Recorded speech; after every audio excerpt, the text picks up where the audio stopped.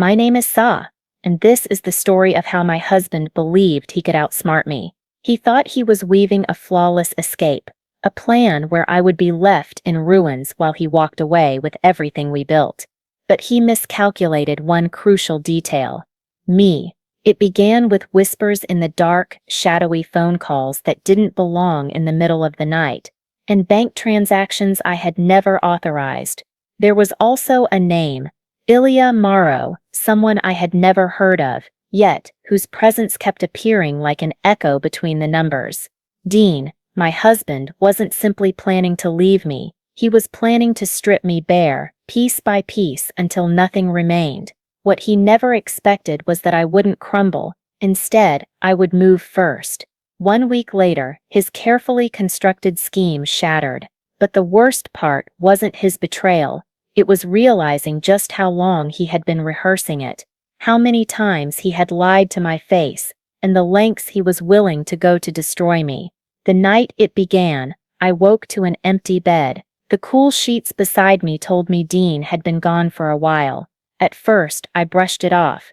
Maybe he was in the bathroom. Maybe he had gone for a glass of water. But when I sat up, rubbing sleep from my eyes, I caught the faint sound of his voice, hushed and deliberate, carrying through the quiet house. The hallway was dark, save for a thin slice of moonlight that cut across the floor, throwing shadows like watchful figures. My stomach tightened as I crept toward the sound, each step careful, silent. Just a little longer. She doesn't suspect anything yet. I froze mid-step, blood draining from my face. Dean's voice was calm, soothing, as if he were reassuring someone. My pulse quickened. Who was he talking to? My heart hammered against my ribs, my fists curling on instinct. Dean never whispered on work calls. He never cared if I overheard him before. No, this was different. My mind raced, sketching possibilities, each darker than the last. His footsteps shifted. Panic surged through me, and I darted back into the bedroom, sliding under the covers just before he entered. My chest rose and fell in steady rhythm, feigning sleep. A moment later, the bed dipped. The mattress sank with his weight, and then silence. A slow exhale left his chest, calm, casual, as if nothing had happened.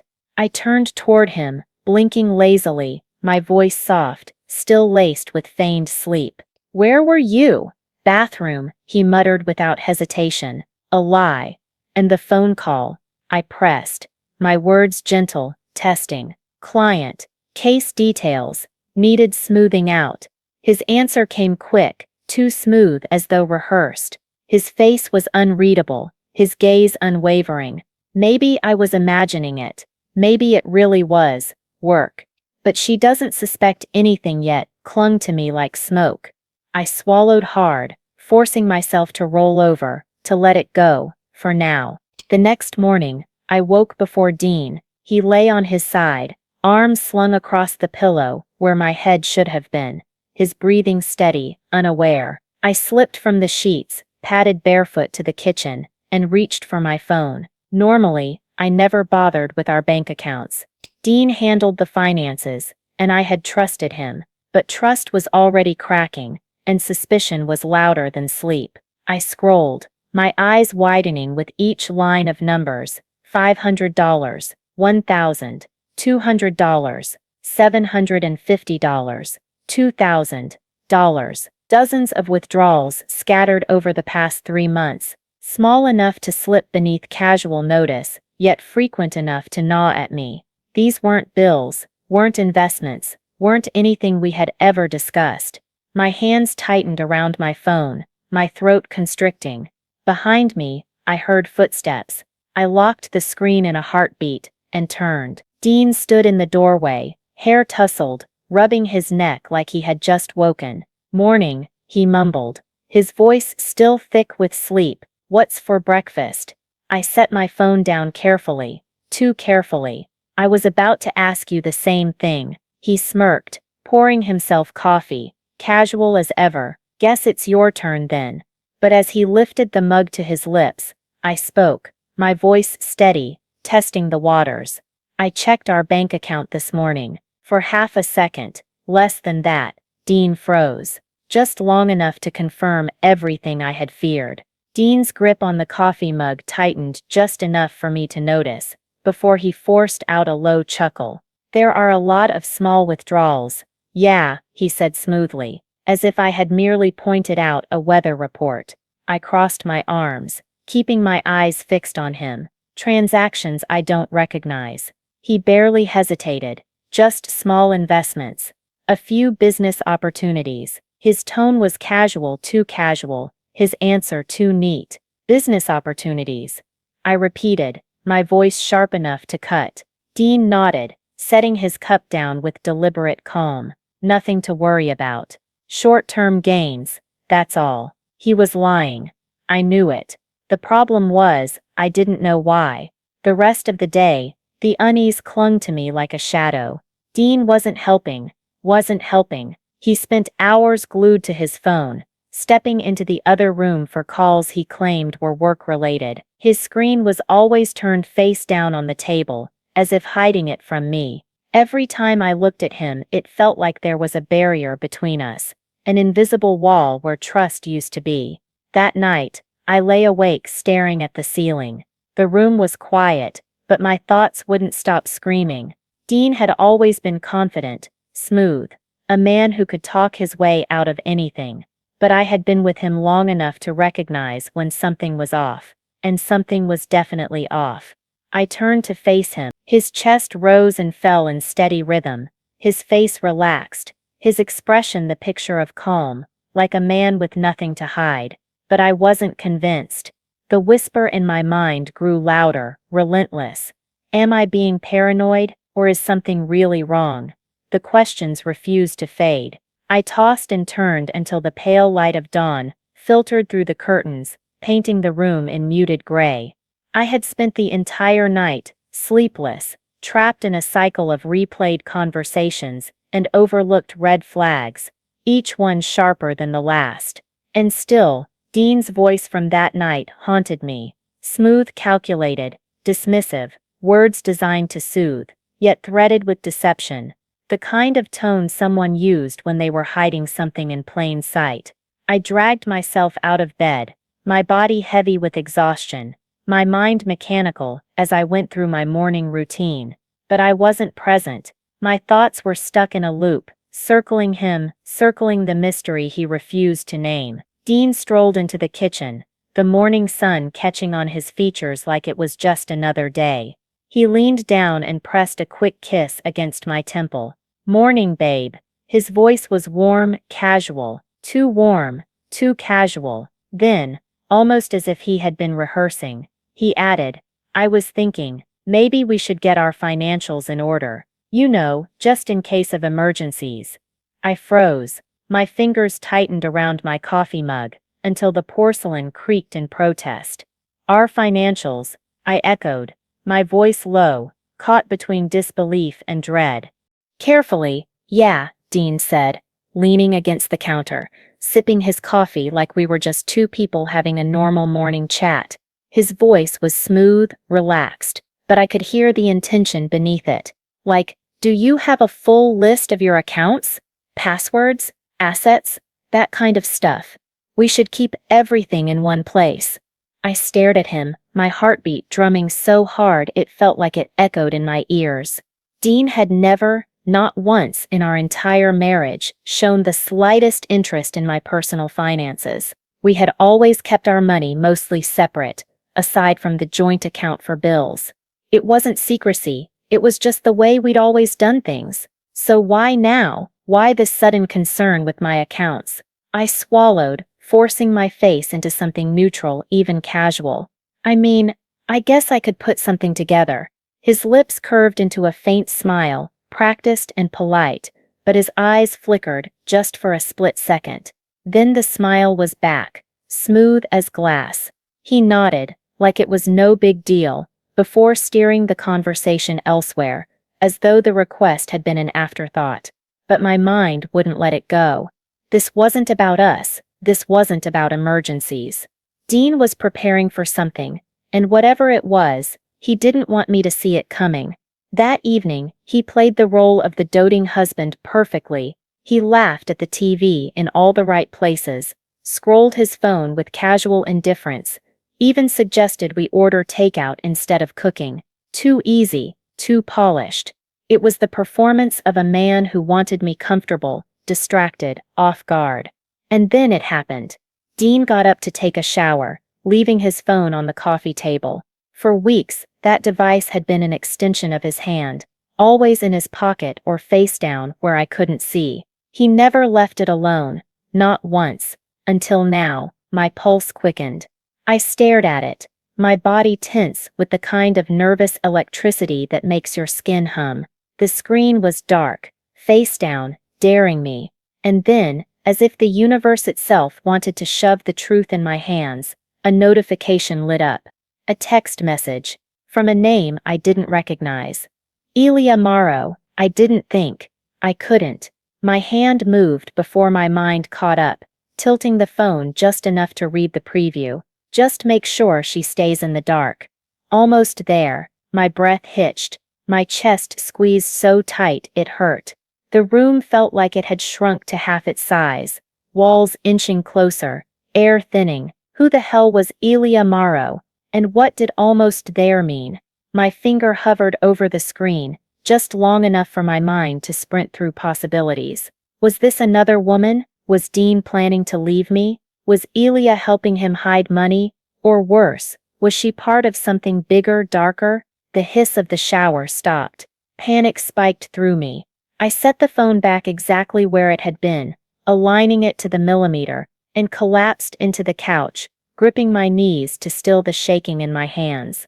A minute later, Dean walked back in, towel rubbing through his damp hair, his face casual, unbothered. He had no idea. "Did you decide on dinner?" he asked, ruffling his hair like this was the most ordinary evening in the world. I swallowed, forcing my voice into something steady. "Not yet." He picked up his phone without even looking at me, unlocking it in one smooth motion. No hesitation, no fear, as if there was nothing incriminating on it at all. But I knew better now. That night, I lay awake, trying to convince myself I had misunderstood. Maybe Elia was a colleague, a client, a business partner. Maybe keeping me in the dark was about some confidential project, something harmless. But the other half of me, the part that had felt the shift in Dean weeks ago, knew the truth. I wasn't paranoid. The pieces were starting to click together. The secrecy, the disappearing money, the late-night calls, his sudden obsession with my finances. I should have confronted him right then, demanded answers. But if I was right, if Dean was really hiding something this big, I couldn't risk scaring him into covering his tracks. I needed proof, real proof, so instead I said nothing. I let him kiss me goodnight. I let him slide beneath the covers, his body warm and familiar against mine. And in the dark, I lay there gripping my phone, whispering to myself the name that had lodged like a thorn in my brain. Who the hell is Elia Morrow? By morning, the question hadn't loosened its grip. It haunted me through every step of my routine, clinging to me like smoke. I moved through the motions of brushing my hair, pouring my coffee, feeding myself bites of toast I couldn't taste, but my mind was locked on that name.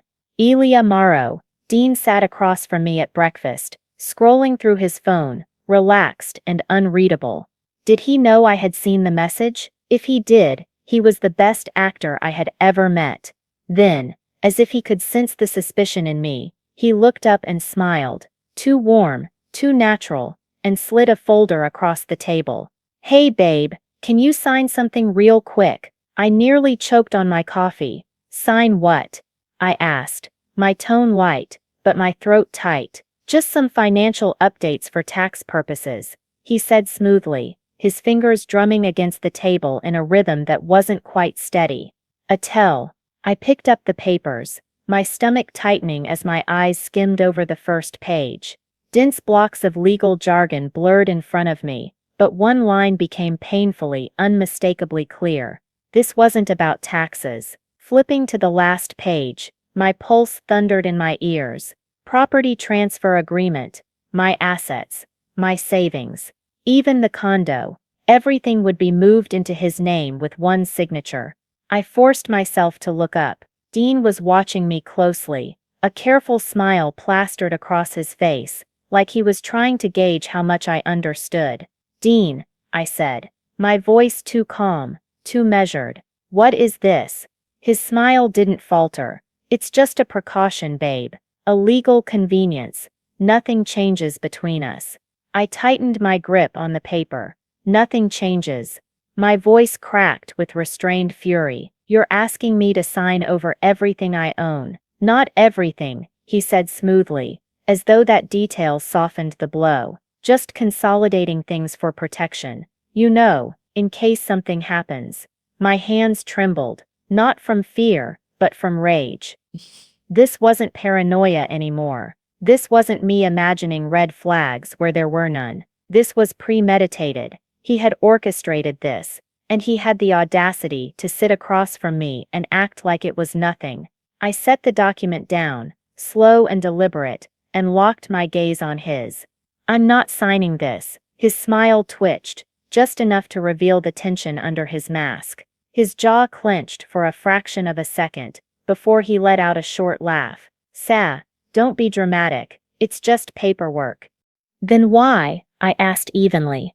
"Are you so eager for me to sign it without reading?" His expression hardened, his tone dropping low, controlled, carrying an edge I hadn't heard before. "You really don't want to do this, Sa?" I leaned forward, unflinching. "Is that a threat?" He didn't answer. Not directly. Instead, he leaned back in his chair, arms crossed, his expression morphing into something unreadable, something colder. The smirk was gone. What replaced it was unsettling calm, the kind that said he was used to getting his way. "You're making this harder than it needs to be," he murmured. I forced a smile, small, sharp, calculated, just enough to make him shift ever so slightly in his seat. "You know what, Dean?" I stood, gathering the papers into a neat stack. "You're right, I'll think about it." His eyes narrowed, suspicion flickering. He hadn't expected that, but I had already turned away, placing the documents on the counter with deliberate care. I wasn't going to argue, not now, not yet, because I had just seen something he hadn't, the first crack in his control. That night, Dean acted as though nothing had happened. He poured himself a drink, watched the news, scrolled his phone, played the part of the devoted husband. But I couldn't unsee the truth. He wasn't trying to fix anything. He was preparing his exit, and he wanted to take everything with him. The next morning, he sat in the living room sipping coffee, calm as ever. But the second I joined him, he sensed something had shifted in me. "We need to talk," he said, setting his cup down. "Oh?" I tilted my head. He exhaled, like the weight of his words was crushing him. An actor deep in his role. "I think we should separate." There it was, delivered like a script he had rehearsed 100 times. Smooth, practiced, unemotional. "It's not working anymore," he continued. Tone perfectly measured. "You have to see that." I stared at him, unmoving. He wasn't asking for a divorce. He was telling me it was happening. After a long beat of silence, I finally spoke. "You've been planning this, haven't you?" A flicker of something flashed in his eyes, gone before I could pin it down. "It's for the best, Sa. We've grown apart." "Grown apart?" I let out a hollow laugh. "You mean you want out, but you also want to make sure you don't leave empty-handed." His lips pressed into a thin line, but he didn't deny it. I could have screamed, thrown something, but I didn't. Because in that moment, something inside me hardened into steel. I leaned back, tilting my head, and delivered the words that shattered his perfect script. I already moved my assets. His entire posture stiffened, his breath hitched subtle, almost imperceptible, but I caught it. "What do you mean?" His voice was too sharp, too tight, too controlled. I smiled, slow and deliberate. "Exactly what it sounds like." His jaw clenched. That was the moment he realized he had lost. Months of planning, every careful move, every hidden step, undone in a single sentence, and he hated it.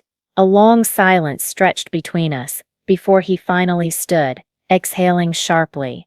He grabbed his coffee, took a slow sip, and turned to me with a smile that was colder than anything I had seen on his face before. "You're going to regret this, Sa." Was it a threat? A bluff?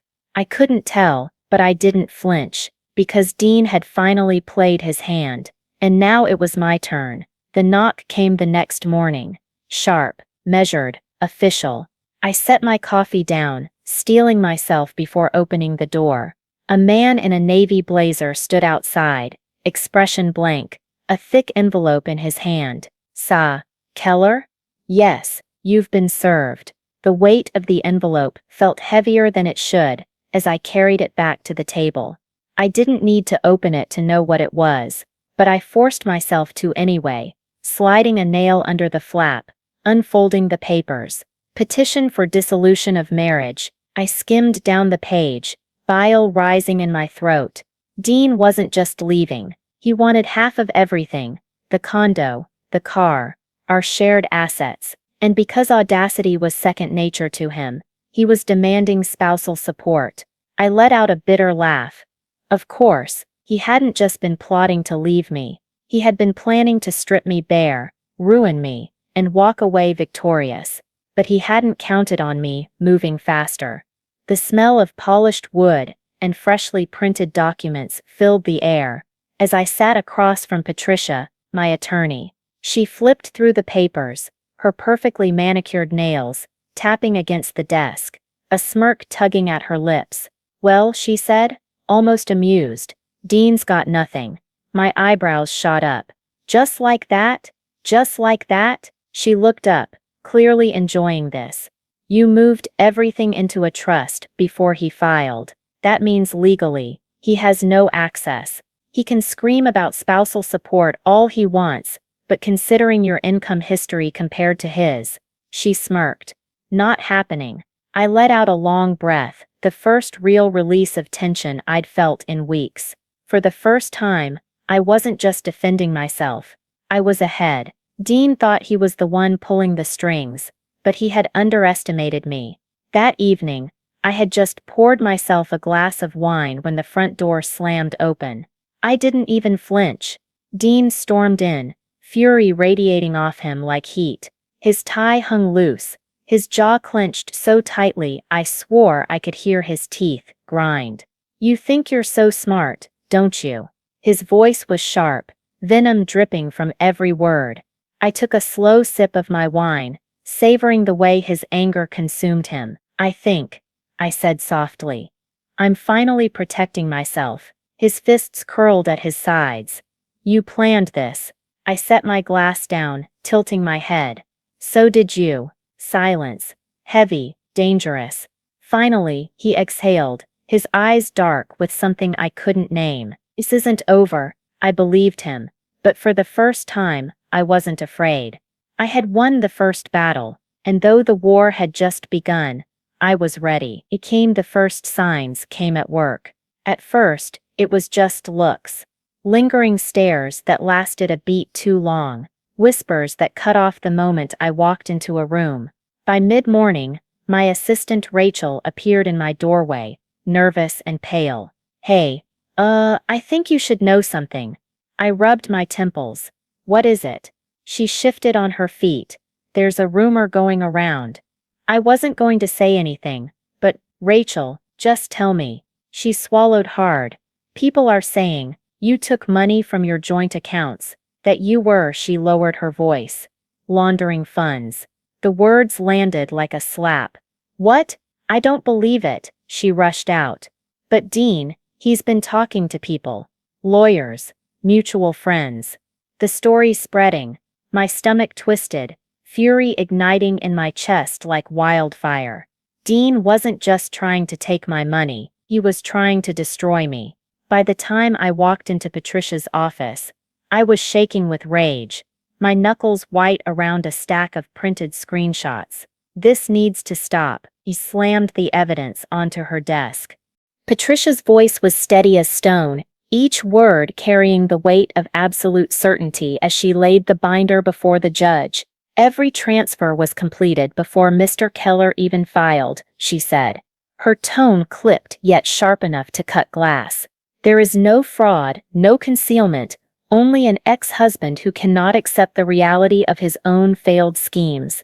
Her pen tapped once against the binder, punctuating the silence. Then, with the kind of calm only years of practice could perfect, she added, "We request dismissal with prejudice, and that Mr. Keller be held responsible for all legal costs. This motion is not justice.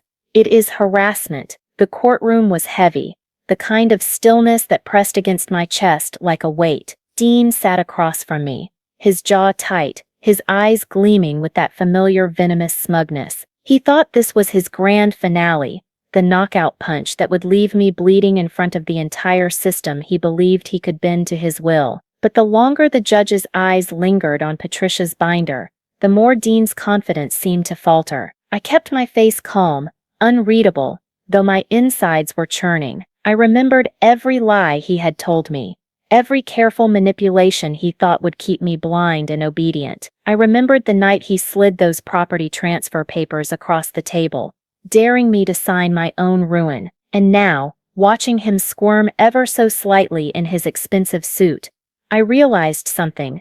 This wasn't just a legal fight anymore. This was war, and he had just handed me the battlefield. The judge cleared their throat, flipping one final page. Dean's lawyer leaned forward like a vulture ready to strike. But when the judge finally spoke, his face drained. "Mr. Keller, your motion lacks merit. The transfers in question predate your filing. There is no evidence of financial misconduct. This court dismisses your motion with prejudice." Then came the final blow. "Furthermore, you are ordered to cover your ex-wife's legal expenses related to this filing. Court is adjourned." The gavel cracked against the wood, sharp and final, a sound like thunder rolling across the room. Dean froze. His smirk was gone, replaced by something raw and jagged, something ugly he could no longer mask. Rage flickered behind his eyes, but there was no outlet, no more lies to hide behind. He had tried to bury me under false accusations, and instead he had dug his own grave. I rose slowly, deliberately, smoothing down my jacket as though the entire ordeal had barely brushed me. Then, just for him, I met his eyes and gave the smallest, sharpest smile, the kind meant to remind him that every attempt to break me only made me stronger. Patricia whispered as we walked out of the courtroom. "That's one victory, but don't fool yourself, Sa. Men like him, they don't know when to stop." Her words echoed in my chest as we stepped into the hallway, the cold fluorescent light spilling across the polished floor. She was right. Dean wasn't done. I had won the battle, but his obsession with control, with winning at all costs, wasn't extinguished. It was only cornered, and a cornered man was dangerous. Still, as I walked past him, my heels clicking with every step, I didn't look back. He had wanted me broken, desperate, begging. Instead, I was untouchable, and he knew it, but in my gut, I could feel it. This wasn't the end. This was just the beginning of the reckoning. The silence was suffocating. A courtroom filled with nothing but tension, and the faint scratching of the judge's pen against paper. Dean sat across from me, stiff, his eyes trained on my face, waiting, no daring me to break, to squirm, to show him even the slightest crack. But I stayed still, calm, unreadable. I would not give him the satisfaction. Finally, the judge raised their head, gaze sweeping the room before landing squarely on Dean's side of the table. Their voice was deliberate, cold, final. "The court finds no grounds for a financial audit. The motion is denied. Furthermore, due to lack of evidence, Mr. Keller will be responsible for all legal fees associated with this claim." The gavel struck, sharp as a gunshot, and just like that, Dean had lost again. Outside the courtroom, he brushed past me without so much as a glance, but his voice slipped out low, venomous, meant only for me. "You think this is over? Just wait." A chill slid down my spine. I knew that tone. Dean wasn't retreating. He was recalculating. Men like him didn't accept defeat. They circled, they regrouped, and they struck harder. I had clipped his wings, but his final blow was still coming. I didn't have to wait long. The call came the very next morning. Patricia's voice on the line was tight, clipped, and grave. "Sah, we have a problem." My hand whitened around the phone. "What now?" There was a pause, the sound of shuffling papers, then her words dropped like stones into my gut. "Dean and Ilya have filed a formal complaint. They're accusing you of financial fraud. According to their evidence, you've been falsifying records for months." For a moment, the room tilted. The air left my lungs. Fraud. This wasn't divorce court anymore. If this stuck, it wouldn't just be money on the line. I could be facing prison. "And the documents," I forced out, my voice barely steady. Patricia scoffed, though the tension in her voice betrayed her fury. "Doctored, cleverly. Yes, but still fake. Of course, Ilya." The shadow pulling Dean's strings, the unseen hand trying to forge my downfall. "But there's more," Patricia added. Beatrix looked them over before I called. She noticed something. Hope sparked, sharp and sudden. "What?" Patricia's voice hardened. "The timestamps. Whoever fabricated the transfers didn't realize the accounts they listed didn't even exist when those supposed transactions took place." Relief tore through me in a rush. That was it. That was the crack in their armor. The fatal mistake that would collapse everything. Fear burned away, replaced by something colder, sharper, resolve. Dean wanted war. Fine, he'd just handed me the weapon to end it. By the time I stormed into Patricia's office that afternoon, my decision was already made. I didn't want survival anymore. I wanted blood. Slamming my palms flat against her desk, I said, steady and sure, "I don't just want to defend myself. I want to destroy them." Patricia's lips curved into a razor-thin smile. "Good, because we have enough to do it." She slid a thick folder across the desk, her eyes gleaming. "We brought in a forensic analyst. Every timestamp, every manipulated figure, it's all been confirmed fraudulent. Now we strike." I nodded once. "We file, and not just dismissal. I want damages. Everything they tried to take from me, I'll take back double." Patricia leaned back, satisfied, her pen already moving across the page. "I thought you might say that." 2 weeks later, I was back in court. The last time, Dean sat rigid, his jaw flexing, his eyes flashing that same venom that had once made me tremble, but no longer. His suit was crisp, his tie knotted tight, but he couldn't mask the sweat at his temple. For once he wasn't sure he'd win. Patricia rose first, her words like bullets fired one after another. "Your Honor, the documents presented by Mr. Keller and his associate are fraudulent. Our forensic analyst has provided irrefutable proof that the transactions never occurred. The accounts themselves did not exist at the time of the alleged transfers." The analyst took the stand, dissecting every forged number, every false timestamp, every digital scar left behind by sloppy tampering. Dean's lawyer shifted uncomfortably, flipping pages as if searching for an escape hatch that wasn't there. And then Patricia delivered the final strike. She placed a new folder on the judge's desk, her voice ringing clear. "In light of these fabricated accusations, my client is filing a countersuit against Mr. Keller and Miss Ilya Morrow for defamation and the submission of falsified evidence to this court." The words hung heavy in the air. The silence was deafening. Dean's lawyer leaned in, whispering urgently, but Dean didn't move. His jaw was locked, his fists clenched tight against the table. For the first time, the mask of control he wore so proudly had slipped, and all that was left beneath it was desperation. This wasn't just his loss, it was his exposure, and he knew it. Dean didn't look at me when the gavel fell, but I didn't need him to. The truth was already written all over his face. The mask he wore, the charm, the confidence, the bravado, it was gone. And what stood there instead was a man cornered, stripped of every weapon he thought made him untouchable. He had played his last card, and it wasn't enough. Men like Dean always believe they can bend the world with lies, that smoke and mirrors can outlast the truth. But lies, they're fragile things. They don't bend, they break. And when they break, they don't just disappear, they cut the hands that built them. As I stepped out of that courtroom, I didn't feel relief. I felt something colder, something heavier, because this wasn't just a win, this was a warning. To him, to Ilya, to anyone who thought I could be broken. You don't try to bury someone like me, without digging your own grave first. Dean wanted a war, and he got one, but wars end, and this one ended with him on the ground, and me still standing.